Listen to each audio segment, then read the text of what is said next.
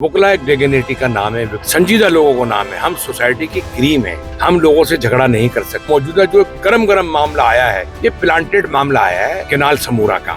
ये केनाल के जो है ना 6 केनाल का, उससे वकीलों का ताल्लुक मेरा ख्याल है नहीं बनता। ये वकीलों की तहरीक नहीं थी। सिंध बार काउंसिल के इलेक्शन आ गए, इसने बोला यार मेरा इलेक्शन का रिकॉर्ड खराब हो रहा है, तो केनाल को पकड़ लिया। पाकिस्तान के मुखालिफिन ने अपने काबू में कर लिया। ये जो तहरीक चल रही है, इसका वकीलों से कोई ताल्लुक नहीं है। इन्होंने कौम परस्तों को सपोर्ट किया और कौम परस्तों को सपोर्ट करके स्टेट के खिलाफ नारे लगाए। नारे लग रहे हैं पंजाब के खिलाफ, सिंधियों में नारे लग रहे हैं, महाजरों को भी गालियां बकी जा रही हैं। एंटी स्टेट पाकिस्तान के खिलाफ नारे जो लगे हैं, उसके ऊपर इनका सदेबाब होना चाहिए। वज़ीर कानून और वज़ीर दाखिला ज़िया लंजार है, चाहे पार्टी का है वो, उसके घर को आग लगाना यानी किसी मुखालिफ को बर्दाश्त ना करना, ये गलत चीज है। हम लोग जंगो जदल नहीं चाहते, हर चीज का मसले का हल है। पानी का इशू से इनका कोई ताल्लुक नहीं है। ये इसकी आड़ के अंदर सिंध बार का इलेक्शन जीतने की कोशिश कर रहे हैं और अब ऐसे लोगों के ऊपर आर्टिकल 6 लगा के इनको बैन करना चाहिए।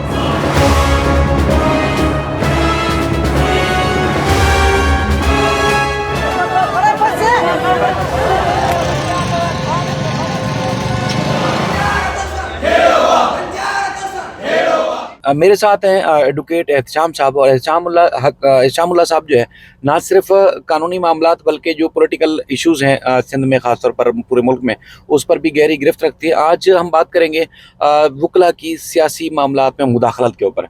वकला की सियासी मामलात में मुदाखलत जिस तरह होती है, चाहे वो कोई प्रोटेस्ट हो, चाहे कोई सियासी मामलात के ऊपर एहतजाज हो, उस मामले में वकला पेश नज़र आते हैं। 2 दिन पहले लंजार हाउस को जला दिया गया और उसमें वकला बिरादरी बड़ी एक्टिव थी।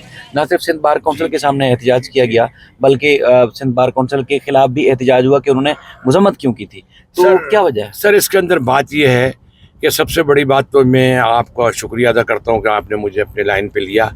बात ये हो रही है कि हम ओनली फॉर एडवोकेट्स हैं, वकील हैं।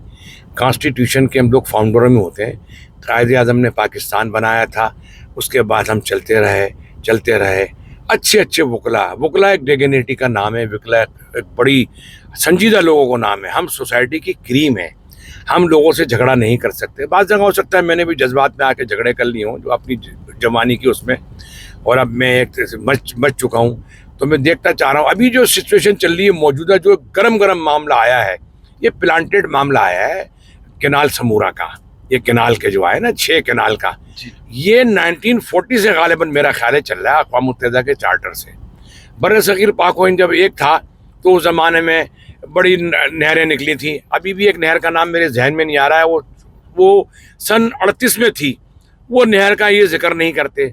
अच्छा, इसको कुछ वकला जो इसके जिम्मेदार ये सियासी पार्टी हैं, चाहे पीएस पार्टी हो, चाहे पीटीआई हो, चाहे एमक्यूएम हो, चाहे जमीयत उलमा इस्लाम हो, क्योंकि वकील कभी किसी सियासी पार्टी में नहीं जाता। वकील का खुद का अगर वकालत, मैं समझता हूँ वकील है तो गुलाम नहीं है। मैं वकील हूँ तो मैं गुलामी में नहीं जाऊँगा। मैं पार्टी के सदर से भीख नहीं मांगूंगा कि आप मुझे जनरल सेक्रेटरी बना दो, क्योंकि मैं कॉन्स्टिट्यूशन का फाउंडर हूँ, बानी हूँ, मैं केस चलाता हूँ। ये बातें मैं करूँगा। इस दौरान ये हुआ कि गरम मामले के अंदर इसकी जिम्मेदार खुद पीएस पार्टी है, और उसने जिन लोगों को अपने पास पार्टी के अंदर रखा, वो पार्टी के लोगों ने इनके आगे दोनों तरफ खेला। इनको ये पता नहीं होता है, ये कारकुनों की तादाद बढ़ाने वाले होते हैं। कारकुनों की तादाद में जो गधा भी आता है, घोड़ा भी आता है, वो बढ़ जाते हैं। अब ये जो 6 केनाल का झगड़ा आया, तो उससे वकीलों का ताल्लुक मेरा ख्याल है नहीं बनता। क्यों नहीं बनता आप पूछेंगे, आप खिलाफ होंगे, नाराज होंगे मेरे से। मैं बनता हूँ, हम वकील हैं। अब जैसे केडीए का है, केएमसी है, कराची इलेक्ट्रिक सप्लाई है, ये गवर्निंग बॉडी है, केपीटी है, ये सब के अंदर इनके अपने लीगल ऑफिसर मौजूद हैं।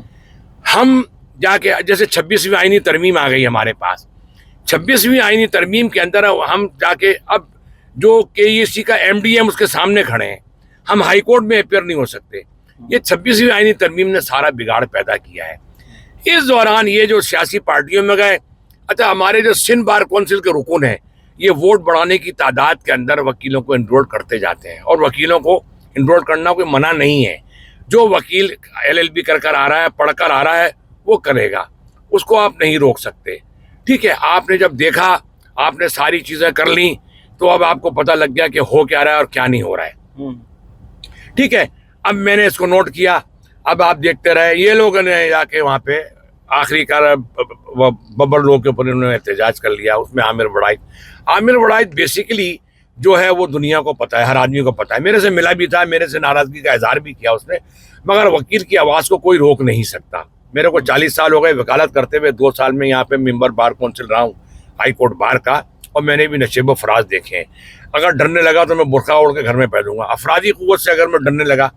अब इसने जो पहला इलेक्शन लड़ा, उस इलेक्शन में भी जो हाल हुआ दुनिया को पता है, उसके बाद रीत पड़ती गई, और इसके जिम्मेदार हमारे जिम्मेदार जो है पुराने लीडरान हैं, जिनमें शायद मैं एक नईम कुरैशी का नाम ले दूँ आपसे, क्योंकि उनका बड़ा शौक था नाल ठुकवाने का। अब वो ये वकील उसी के गले पड़ गए, और बहुत सारे लोग हैं, अयाज तोनियो है, कुर्बान मलानो है, बहुत सारे लोग हैं जो इनके लोग इन्हीं के गले पड़ गए। अब उसके अंदर क्या करा, ये वकलाओं की तहरीक नहीं थी, सिंध बार काउंसिल के इलेक्शन आ गए।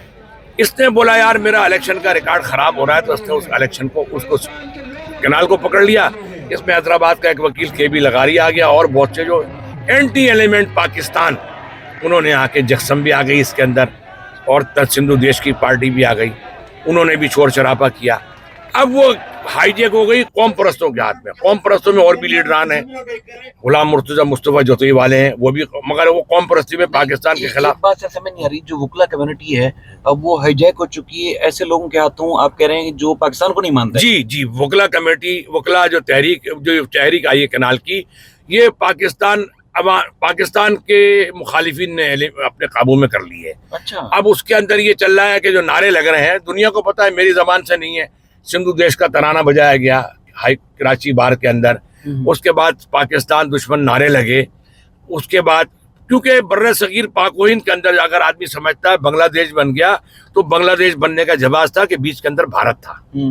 भारत और पाकिस्तान के बीच के अंदर अब पाकिस्तान ओनली, सिर्फ पाकिस्तान एक है, एक ही महाज है, मगरिबी और मशरिकी एक ही महाज है। अब हमारी जो फौज है वो एक ही तरफ डिवाइड होके चलेगी, वो बंगाल की तरफ नहीं जाएगी। तो वो अवामिल बर्रे जमीन के कुछ और थे, अब जमीन के अवामिल कुछ और हैं। तो अब ऐसे कोई देश नहीं बन सकता, क्योंकि इंटरनेशनल तौर के ऊपर बड़े आला पैमाने पे हो रही है। तो सर ये वकला कम्युनिटी को एहसास नहीं है इस बात का? सर वकला कमेटी पाकिस्तान के खिलाफ जो लोग हैं वो प्रमोट हो रहे हैं। नहीं सर, वकला कमेटी को एहसास है, मगर वकला कमेटी में अच्छे अच्छे वकील भी हैं, जय्यद वकील भी बैठे हैं, और वो अभी तक कुछ कर नहीं रहे। अच्छा, वकील का ये होता है कि जैसे कराची में इन्होंने करा, उसमें हामिद खान भी आए, उसमें अली अहमद कुर्द भी आए। अली अहमद कुर्द ने कभी पाकिस्तान के खिलाफ नहीं बोला, हामिद खान ने कभी इनके खिलाफ नहीं बोला। ये जवान लड़के हैं यंग, ये शोर शराबा कर रहे हैं, हंगामा कर रहे हैं, ये हैं, तो ये काबिल कबूल नहीं होगा। इन्होंने जो तहरीक चलाई, फिर इसके बाद PS पार्टी इसकी खुद जिम्मेदार है। PS पार्टी के अंदर जो PS पार्टी के लोग हैं, जो जैसे कि हाई कोर्ट में बैठते हैं, वो कोई PS पार्टी का काम नहीं कर रहे हैं, वो सिर्फ ओहदे बांट रहे हैं, ओहदे ले लेते हैं। ना आसिफ जरदारी को पता, ना उसको पता क्या नाम है बिलावल भुट्टो को।